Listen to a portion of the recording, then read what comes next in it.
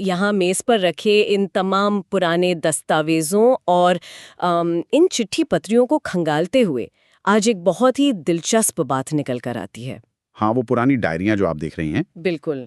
अक्सर होता क्या है कि जब इतिहास की किताबें पलटी जाती हैं तो नज़र उन बड़े नामों पर जाकर टिक जाती है, उन नेताओं पर जिन्होंने मंच पर खड़े होकर भाषण दिए या कोई बड़ी संधि की। या कोई बहुत बड़ा राजनीतिक फैसला लिया हो। वही। लेकिन आज के इस विस्तृत अध्ययन में हमारे पास जो स्रोतों का ये लंबा चौड़ा पुलिंदा है ना, ये हमें मंच के पीछे की उस शांत दुनिया में ले जाएगा जहां असल में बिना किसी शोर शराबे के राष्ट्र का निर्माण हो रहा था। एग्जैक्टली आज हम मणिबेन पटेल यानी मनीबेन पटेल के जीवन के पन्नों को पलट रहे हैं। कागजों पर देखें तो ये शायद से भारत के लौह पुरुष सरदार वल्लभ भाई पटेल की पुत्री के रूप में दर्ज है। एक फुटनोट की तरह। हाँ, एक प्रतीप बनकर रह गई हैं, लेकिन इन दस्तावेजों से जो सच्चाई उभर कर आती है वो कुछ और ही है। असल में वो अखंड भारत के निर्माण की एक अदृश्य लेकिन सबसे मजबूत शक्ति थी। सही कहा। और आज का हमारा ये पूरा विश्लेषण उन लोगों के लिए है जो सूचनाओं के इस भारी शोर शराबे से दूर इतिहास के उस पर्दे के पीछे देखना चाहते हैं, जहां बिना किसी श्रेय की उम्मीद के एक देश की नींव रखी जा रही थी। मैं बहुत उत्साहित हूं इस चर्चा के लिए। और देखिए, इस पूरे विषय को अगर हम आज के राजनीतिक और सामाजिक परिदृश्य के चश्मे से देखें ना, तो ये और भी ज्यादा प्रासंगिक हो जाता है। हाँ, कैसे? आज के दौर में जहां सत्ता और पद के लिए एक अंधी दौड़ मची रहती है, वहां मणिभाई पटेल का जीवन हमें एक पूरी तरह से अलग और ठहराव भरा नजरिया देता है।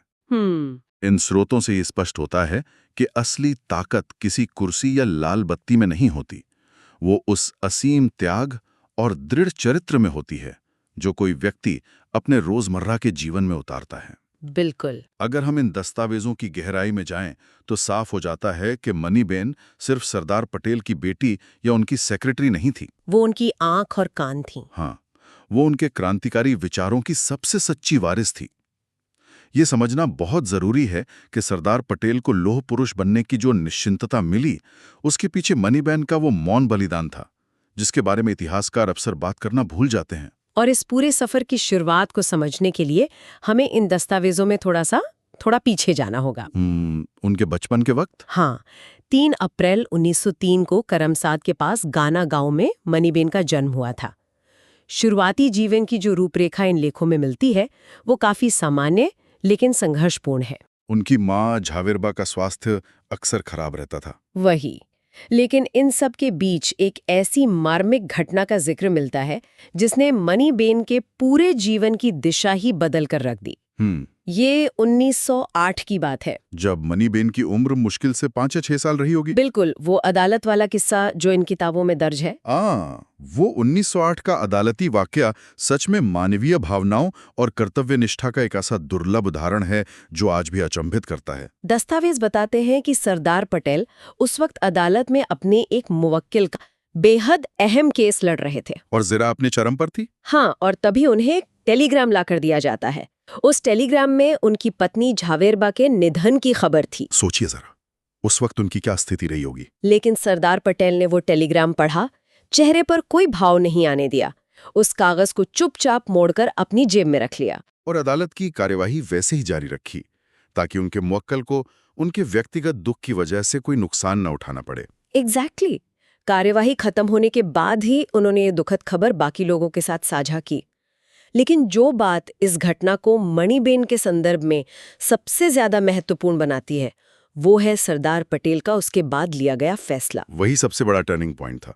इन स्रोतों के अनुसार सरदार पटेल ने अपनी जिंदगी का एक बहुत कड़ा फैसला लिया कि वो अब दूसरा विवाह नहीं करेंगे। उनका स्पष्ट मानना था कि वो अपने बच्चों पर किसी सौतेली माँ का मानसिक या भावनात्मक बोझ नहीं डालना चाहते थे। और इसी फैसले ने मणिबेन के भविष्य और उनके मनोवैज्ञानिक विकास की नींव रखी। एक पिता का अपनी बेटी और बेटे के लिए अपनी व्यक्तिगत इच्छाओं को खत्म कर देना, इसने मणिबेन के बालमन पर बहुत गहरा असर छोड़ दिया। एक अटूट बंधन बन गया दोनों के बीच। हाँ, जो सिर्फ खून का रिश्ता नहीं था, एक दूसरे के प्रति पूर्ण समर्पण का भाव था। मणिबेन अब सिर्फ पिता के अगाध प्रेम में ही नहीं, बल्कि उनकी बेहद कड़ी अनुशासन की शिस्त के साये में भी बड़ी होने लगी। और इस घटनाक्रम के बाद का जो दौर है वो इन दस्तावेजों में एक बिल्कुल ही अलग तस्वीर पेश करता है। पत्नी के निधन के बाद वल्लभ भाई बैरिस्टर की उच्च शिक्षा के लिए इंग्लैंड चले गए। जाने से पहले उन्होंने मणिबेन और उनके छोटे भाई दया भाई को मुंबई में छोड़ दिया। अच्छा। यहाँ एक बहुत ही चौंकाने वाला तथ्य सामने आता है। मणिबेन का दाखिला मुंबई की बेहद मशहूर और संभ्रांत क्वीन मैरी हाई स्कूल में कराया गया था। ये वाकई थोड़ा अलग है, क्योंकि लोगों के मन में तो मणिबेन की छवि खादी पहनने वाली एक सारी महिला की होती है। बिल्कुल वही तो। लेकिन उनका शुरुआती जीवन पूरी तरह से एक संभ्रांत अंग्रेजी वातावरण में बीता। वो पश्चिमी तौर तरीकों में पली बड़ी। इन किताबों में लिखा है कि वो एकदम फर्राटेदार अंग्रेजी बोलती थी। और उनका रहने सहने का ढंग उस दौर के किसी भी एलीट ब्रिटिश परिवार के बच्चों जैसा था। हाँ, और यही वो पृष्ठभूमि है जो उनके आगे के जीवन में आने वाले वैचारिक बदलाव को और भी ज्यादा प्रभावशाली बनाती है। सही पॉइंट है। जब कोई बचपन से ही ऐसे संभ्रांत, सुविधा संपन्न और अंग्रेजी माहौल में पला बड़ा हो, तो उस जीवन शैली और उन सुख सुविधाओं को रातों रात छोड़ना कोई मामूली बात नहीं होती। बिल्कुल नहीं। ये किसी के लिए भी बहुत बड़ा मानसिक संघर्ष रहा होगा। और ये संघर्ष 1917 में अपने चरम पर पहुंचता है। हाँ, दस्तावेज बताते हैं कि 1917 में वल्लभ भाई पटेल भारत लौटते हैं और महात्मा गांधी के सीधे संपर्क में आते हैं। और गांधी जी के विचारों के प्रभाव से पटेल परिवार में जैसे एक बहुत बड़ी वैचारिक आंधी आ जाती है। गांधी जी ने उस समय राष्ट्रीय शिक्षा और स्वदेशी अपनाने का आह्वान किया था, और इन स्रोतों में दर्ज है कि मणिबेन ने बिना किसी हिचकिचाहट के अपनी वो महंगी अंग्रेजी स्कूल, मुंबई की वो लग्जरी वाली लाइफस्टाइल और अपने पश्चिमी तौर तरीके हमेशा के लिए त्याग दिए। सब कुछ छोड़ दिया। सब कुछ। वो अहमदाबाद आ गईं और उन्होंने गुजरात विद्यापीठ के सादे माहौल में प्रवेश ले लिया। देखिए, इस बदलाव को सिर्फ एक स्कूल बदलने की घटना की तरह नहीं देखा जा सकता। नहीं, बिल्कुल नहीं। ये एक पूरी विचारधारा, एक पूरी जीवन शैली का संपूर्ण मानसिक और आध्यात्मिक परिवर्तन था। वो एक ऐसे वातावरण से आ रही थी जहां सूट बूट, हैट और फर्राटेदार अंग्रेजी का चलन था। और अब वो आश्रम के उस सादे जीवन में ढल रही थी जहां जमीन पर बैठना और सादा भोजन करना दिनचर्या थी। और ये उनके भीतर पल रहे उस दृढ़ संकल्प का पहला बड़ा प्रमाण था, जो आगे चलकर देश के काम आने वाला था। और इस वैचारिक परिवर्तन से जुड़ा एक बहुत ही मशहूर किस्सा इन लेखों में मिलता है। मुझे बड़ा पसंद आया ये। कौन सा वाला? जब मणिबेन विद्यापीठ में आई तो आश्रम के नियमों के अनुसार सूत काटना अनिवार्य था, लेकिन शुरुआत में उन्हें चरखा चलाना बिल्कुल नहीं आता था। उनके लिए नया था वो काम। हाँ, लेकिन उन्होंने ठान लिया कि वो इसे सीख कर ही रहेंगी। स्रोतों में जिक्र है कि उन्होंने ऐसी जिद पकड़ी कि दिन रात चरखे पर अभ्यास किया और उसमें पूरी तरह से निपुण हो गईं। और इस जिद का ऐतिहासिक परिणाम क्या हुआ? 1927 के बाद से सरदार पटेल ने आजीवन केवल वही कपड़े पहने जो मणिबेन के हाथों के काटे हुए सूत से बने होते थे। इतना ही नहीं, जब विदेशी कपड़ों की होली जलाने का आंदोलन शुरू हुआ ना, तो मणिबेन खुद सबसे आगे थी। हाँ। उन्होंने अपने पिता के महंगे अंग्रेजी सूट, रेशमी टाई और विलायती हैट की होली जलाने में सबसे बड़ी भूमिका निभाई, बिना किसी मोह के। अब देखिए, विदेशी कपड़ों की ये होली जलाना सिर्फ एक प्रतीकात्मक राजनीतिक विरोध नहीं था। तो और क्या था? अगर इसके मनोवैज्ञानिक पहलू को समझें तो ये अपने पुराने सुविधाभोगी स्वरूप को जलाकर एक नए, पूरी तरह से स्वदेशी, जमीनी और संघर्षशील स्वरूप को अपनाने की सार्वजनिक घोषणा थी। मतलब एक पब्लिक डिक्लेरेशन की मैं बदल चुकी हूँ। एब्सोल्युटली। इस घटना के बाद मणिबेन सिर्फ घर की चारदीवारी में रहने वाली एक बीमार पिता की देखभाल करने वाली बेटी नहीं रह गई थी। वो भारत के स्वतंत्रता संग्राम की एक जमीनी योद्धा के रूप में तैयार हो रही थी। ये एक बहुत ही महत्वपूर्ण बिंदु है, क्योंकि अक्सर ऐतिहासिक आख्यानों में मणिबेन को सिर्फ एक केयरिंग डॉटर के खांचे में फिट कर दिया जाता है। वही तो। लेकिन 1923-24 के बोरसाद सत्याग्रह के दस्तावेज कुछ और ही कहानी बयान करते हैं। जब ब्रिटिश सरकार ने बोरसाद के लोगों पर एक बेहद दमनकारी और अनुचित दंडात्मक कर, मतलब प्यूनिटिव टैक्स लगा दिया था, तब मणिबेन ने एक सक्रिय नेतृत्व की भूमिका निभाई थी। हाँ, उन्होंने गांव-गांव जाकर महिलाओं को संगठित किया, उनके भीतर राजनीतिक चेतना जगाई और उन्हें अपने हकों के लिए ब्रिटिश हुकूमत के खिलाफ आवाज उठाना सिखाया। और बोरसाद के बाद जब 1928 का ऐतिहासिक बारदोली सत्याग्रह हुआ, तब उनकी ये नेतृत्व क्षमता एक रणनीतिकार के स्तर पर पहुंच गई थी। बारदोली सत्याग्रह का जो वो पूरा माहौल था, वो थोड़ा समझाएंगे? जरूर। ब्रिटिश सरकार ने उस वक्त लगान में 22% की मनमानी वृद्धि कर दी थी। किसान अपनी जमीनें और मवेशी खोने के डर से खौफ में थे। और सरदार पटेल इस पूरे आंदोलन का नेतृत्व कर रहे थे। और लेकिन मणिबेन उस वक्त किसी सुरक्षित आश्रम में नहीं बैठी थीं। वो सीधे मैदान में थीं। बिल्कुल, वो किसानों की छोटी-छोटी और धूल भरी झोपड़ियों में रहती थीं। वो वहां से आंदोलन की गुप्त जानकारियों का आदान प्रदान और तमाम जरूरी पत्राचार का पूरा जिम्मा संभाल रही थीं। और यही वो दौर था जब सरदार पटेल की तबीयत अक्सर खराब रहने लगी थी ना? हाँ, ये बारदोली का ही वो समय था जब मनीबेन ने पूरी तरह से तय कर लिया कि अब से पिता की सेहत, उनकी भोजन और उनके सेक्रेटरी का पूरा काम वो खुद ही संभालेंगी, ताकि सरदार अपना पूरा ध्यान सिर्फ और सिर्फ आंदोलन पर लगा सकें। एग्जैक्टली। और बारदोली की सफलता के बाद 1930 से लेकर 1945 तक का जो दौर है, वो मनीबेन के लिए एक के बाद एक जेल यात्राओं का दौर रहा। 1930 के नमक सत्याग्रह से लेकर भारत छोड़ो आंदोलन तक वो कई बार जेल गईं। और इन जेल यात्राओं से जुड़ा साबरमती जेल का एक वाकया है, जो उनकी बौद्धिक स्पष्टता और अंग्रेजी हुकूमत से बिना डरे तर्क करने की क्षमता को बहुत खूबी से दर्शाता है। वो कांच की चूड़ियों वाला किस्सा? हाँ, वही। दस्तावेज बताते हैं कि साबरमती जेल के नियमों के हिसाब से महिला कैदियों को कांच की चूड़ियां पहनने की सख्त मनाही थी, जो कि काफी अजीब नियम था। हाँ। और ये घटना इस बात पर एक बहुत बड़ी बहस खड़ी करती है कि कोई भी जेल प्रशासन या औपनिवेशिक सत्ता किस हद तक किसी बंदी की संस्कृति और आस्था पर पाबंदी लगा सकती है। और मनी बहन ने इस मनमाने नियम को चुपचाप सिर झुकाकर नहीं माना। उन्होंने इसे सीधे चुनौती दी। और उनकी चुनौती किसी हंगामे या शोर शराबे के रूप में नहीं थी, एक बेहद संदेह हुए तर्क के रूप में सामने आई थी। क्या किया और कहा, जैसे आप गले में क्रॉस पहनते हैं जो आपके धर्म और आपकी आस्था का प्रतीक है, बिल्कुल वैसे ही ये कांच की चूड़ियां हमारी भारतीय संस्कृति का अभिन्न प्रतीक है। हम राजनैतिक कैदी हैं, हमारे विचार आपसे अलग हो सकते हैं, लेकिन हम कोई अपराधी नहीं हैं जिन पर आप ऐसे नियम थोपें। ये दलील इतनी मजबूत थी, इतनी तार्किक और अकाट्य थी कि जेल के आला अधिकारियों को मजबूर होकर अपने बरसों पुराने नियम को बदलना पड़ा था। वाह, इससे साफ पता चलता है कि मणिबेन केवल भावनाओं में बहकर फैसले नहीं लेती थी। बिल्कुल नहीं, उनके पास एक ऐसी पैनी और तार्किक सोच थी जिससे वो उस दौर की सबसे बड़ी औपनिवेशिक शक्ति की आंखों में आंखें डालकर उन्हें अपनी गलती मानने पर मजबूर कर सकती थी। और इस बौद्धिक प्रखरता के साथ साथ उनके भीतर जो करुणा और सेवा का भाव था, उसका जिक्र हमें 1942 के भारत छोड़ो आंदोलन के दस्तावेजों में मिलता है, जब पुणे के आगा खान महल में उन्हें महात्मा गांधी और कस्तूरबा गांधी के साथ नजरबंद रखा गया था। हाँ, उस नजरबंदी के दौरान कस्तूरबा की तबीयत बेहद नाजुक हो गई थी। उन आखिरी दिनों में मणिबेन ने कस्तूरबा की जिस तरह सेवा की, उनके गंदे कपड़े धोने से लेकर उन्हें वक्त पर दवाइयां देने और उनके सिरहाने बैठकर उनकी देखभाल करने तक, एकदम एक सगी बेटी के समर्पण जैसा था वो। उनके इस निस्वार्थ सेवा भाव को देखकर ही गांधी जी इतने प्रभावित हुए थे कि उन्होंने मणिबेन को साक्षात सेवा की मूर्ति की उपाधि दी थी। देखिए, सार्वजनिक जीवन के पन्नों में ऐसे उदाहरण बहुत कम मिलते हैं जहां एक ही व्यक्ति में वैचारिक दृढ़ता, रणनीतिक समझ और इतनी गहरी सेवा भावना का ऐसा अद्भुत संगम देखने को मिले। और उनके इस बेदाग चरित्र की असली परीक्षा तो तब हुई ना, जब देश आजाद हुआ। हाँ, जब सत्ता की सबसे बड़ी चाबी उनके घर के आंगन में आ गई। बिल्कुल। 1947 के बाद का जो भारत का राजनीतिक परिदृश्य है, वो इस चर्चा को एक बिल्कुल नए मुकाम पर ले जाता है।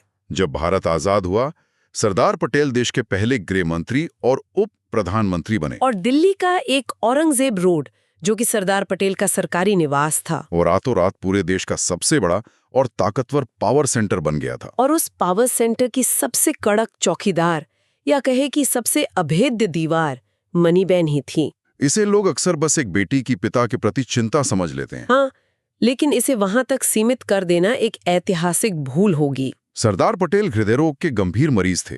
डॉक्टरों की सख्त हिदायत थी कि उन्हें मानसिक तनाव से दूर रखा जाए। लेकिन इसके पीछे की रणनीति का वजह क्या थी? और वजह यह थी कि सरदार पटेल उस वक्त भारत की 565 से ज्यादा रियासतों के एकीकरण का भागीरथ प्रयास कर रहे थे। हाँ, वो बहुत बड़ा टास्क था। बड़े बड़े राजा, महाराजा, नवाब और तमाम तरह के लॉबिस्ट हर वक्त सरदार पटेल से मिलने की फिराक में रहते थे। ऐसे में मणिबेन ने एक राजनीतिक ढाल का काम किया। बिल्कुल, बिना उनकी अनुमति के कोई भी सरदार पटेल से नहीं मिल सकता था। वो ये तय करती थी कि कौन मिलेगा, किस विषय पर बात करेगा और कितनी देर के लिए मिलेगा। और इस ढाल ने सरदार पटेल को फालतू के राजनीतिक दबाव से बचाकर सिर्फ और सिर्फ राष्ट्र निर्माण पर फोकस करने की आजादी दी। और सत्ता के उस सर्वोच्च शिखर पर होने के बावजूद उन दोनों की सादगी अकल्पनीय थी। इन दस्तावेजों को पढ़कर तो यही लगता है। आज के समय में देखिए, जब राजनीति में छोटे मोटे पदों पर बैठे लोग भी सुख सुविधाओं और शान शौकत का खुला प्रदर्शन करते हैं, तब देश के उप प्रधानमंत्री के घर का जो दृश्य इन डायरियों में मिलता है वो हैरान कर देता है। मनीबेन खुद अपने हाथों से सरदार पटेल के फटे हुए कुर्ते पर पैबंद यानी थेगड़ा लगाती थीं। और सरदार बिना किसी हिचकिचाहट के उसे पहनकर कैबिनेट की बैठकों में जाते थे। सोचिए जरा। और कुर्ते के पैबंद से भी ज्यादा चश्मे की डंडी वाला जो किस्सा इन स्रोतों में दर्ज है ना, वो तो मतलब रोंगटे खड़े कर देने वाला है। वो सार्वजनिक धन के प्रति उनकी ईमानदारी और जवाबदेही का सबसे बड़ा ऐतिहासिक प्रमाण है। ये चश्मे वाला किस्सा सच में सोचने पर मजबूर कर देता है। एक बार जब सरदार पटेल के चश्मे की डंडी टूट गई तो किसी भी आम इंसान की पहली प्रतिक्रिया क्या होगी? कि नया चश्मा खरीद लिया जाए। वही, और वो तो देश के गृह मंत्री थे, उनके लिए कुछ भी मंगाना एक इशारे का काम था। लेकिन मनीबेन ने नया चश्मा खरीदने के बजाय उस टूटी हुई डंडी को एक साधारण धागे से बांध दिया। और सरदार ने लंबे समय तक वही चश्मा पहना। जब किसी ने हैरानी जताते हुए उनसे इस बारे में पूछा कि आप नया चश्मा क्यों नहीं ले लेते, तो मनीबेन का जो जवाब था वो आज भी गूंजता है। उन्होंने कहा, यह प्रज्ञा यानी जनता का पैसा है, इसका इस तरह दुरुपयोग नहीं किया जा सकता। ईमानदारी और सादगी के यही वो उच्च मूल्य हैं जो आज के दौर में सार्वजनिक जीवन से लगभग गायब हो चुके हैं। बिल्कुल। और इसके अलावा मनीबेन सिर्फ घर और अपॉइंटमेंट्स नहीं संभाल रही थी, वो उस दौर का सबसे प्रमाणिक अघोषित इतिहास भी लिख रही थी। हाँ, वो उनकी डायरी। वो रोजाना एक विस्तृत डायरी रखती थी जिसमें एक औरंगजेब रोड पर होने वाली हर छोटी बड़ी गतिविधि दर्ज होती थी। कौन सा राजा मिलने आया, क्या सौदेबाजी हुई, किस रियासत ने क्या शर्तें रखी और सरदार ने क्या कड़क जवाब दिया, सब कुछ उन पन्नों पर दर्ज था। आज के इतिहासकार जब भारत की रियासतों के एकीकरण के उन बंद कमरों के रहस्यों को समझना चाहते ना, तो मनीबेन की वो डायरियां ही उनका सबसे बड़ा और विश्वसनीय स्रोत साबित होती हैं। लेकिन देखिए, इस कहानी में एक बहुत बड़ा और दुखद मोड़ तब आता है जब 15 दिसंबर 1950 को मुंबई में सरदार पटेल का निधन हो जाता है। इन लेखों को पढ़ते हुए महसूस होता है कि मनीबेन के लिए तो जैसे पूरी दुनिया ही अचानक से खत्म हो गई थी। उनके जीवन का एकमात्र उद्देश्य, उनका पूरा अस्तित्व ही उनके पिता के इर्द गिर्द बुना हुआ था। और पिता के जाने के बाद का जो घटनाक्रम है वो इस बात को साबित करता है कि मनीबेन के भीतर नैतिकता की जड़ें कितनी गहरी थीं। उन्होंने जो किया वो ईमानदारी की एक ऐसी मिसाल है जिसे आधुनिक इतिहास में ढूंढना बहुत मुश्किल है। हमारे इन ऐतिहासिक स्रोतों में एक लाल थैली का बड़ा ही विस्मयकारी जिक्र आता है। हाँ, वो लाल थैली वाला वाकया। सरदार के निधन के तुरंत बाद इतने गहरे शोक में डूबी होने के बावजूद मनीबेन एक लाल कपड़े की थैली और एक हिसाब की डायरी लेकर सीधे दिल्ली पहुंची। और तत्कालीन प्रधानमंत्री पंडित जवाहरलाल नेहरू या कुछ स्रोतों के अनुसार कांग्रेस के खजांची से मिली। उन्होंने बिना कोई वक्त गंवाए वो थैली उन्हें सौंप दी। आप जानते हैं इस थैली में क्या था? उस थैली में कांग्रेस पार्टी के लिए जुटाया गया 35 लाख रुपए का फंड था। अगर हम इसे आज के आर्थिक संदर्भ में रखकर देखें तो 1950 के 35 लाख रुपए आज के हिसाब से कई अरबों रुपए के बराबर होंगे। ये कोई छोटी मोटी रकम नहीं थी और इस घटना की गहराई और इसके पीछे के चरित्र को समझना यहाँ बहुत जरूरी हो जाता है। वो कैसे? और देखिए, मनीबेन के पास खुद की कोई निजी संपत्ति नहीं थी। उनके पास अपने नाम पर कोई घर, जमीन या बैंक बैलेंस नहीं था। और उनके पिता जो इस फंड के संरक्षक थे अब इस दुनिया में नहीं थे। उस जमाने में कोई ऑडिट या ऐसा कोई व्यक्ति नहीं था जो उनसे उन पैसों का हिसाब मांगता। सच में? अगर वो चाहती तो अपने भविष्य को सुरक्षित करने के लिए उस बड़ी रकम में से कुछ हिस्सा आसानी से अपने पास रख सकती थी। और किसी को भनक भी नहीं लगती, किसी को पता नहीं चलता। लेकिन वो सरदार की बेटी थी, उन्होंने उस फंड से एक पाई भी अपने पास नहीं रखी और पूरा का पूरा पैसा पार्टी को लौटा दिया। किससे ऐसी ईमानदारी की उम्मीद की जा सकती है आज? और इतना ही नहीं, पिता के निधन के तुरंत बाद उन्होंने दिल्ली का वो आलीशान एक औरंगजेब रोड का सरकारी बंगला खाली कर दिया। उन्होंने सरकार से किसी भी तरह की पेंशन, अनुकंपा या सुविधा की कोई मांग नहीं की। दिल्ली की सत्ता के गलियारों को छोड़कर सीधा अहमदाबाद आ गईं और वहां एक बहुत ही साधारण से किराए के मकान में अपनी बाकी की जिंदगी बिताने लगीं। लेकिन 1951 से लेकर 1990 तक का उनका ये जीवन, जो लगभग 4 दशकों का है, ये केवल एकाकी या गुमनामी का जीवन नहीं था। हाँ, वो बेहद गौरवपूर्ण और राष्ट्र को समर्पित था।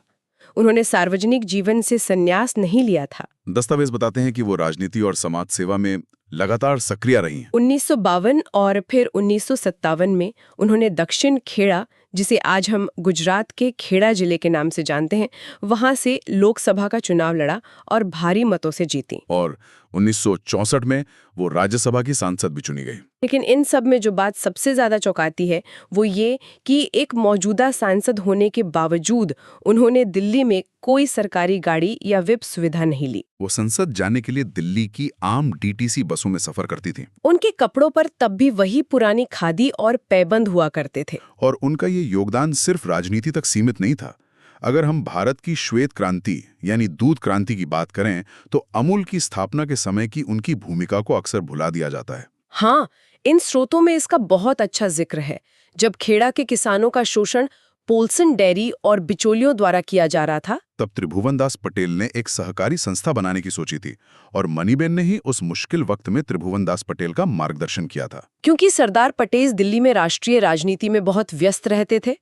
ऐसे में किसानों की जमीनी समस्याओं और उनकी आवाज को बिना किसी लाल फीताशाही के सीधा सरदार तक पहुंचाने का जो अहम काम था वो मनीबेन ही करती थी। तो अमूल को राजनीतिक संरक्षण दिलाने में उनका ये परोक्ष योगदान बहुत बड़ा है।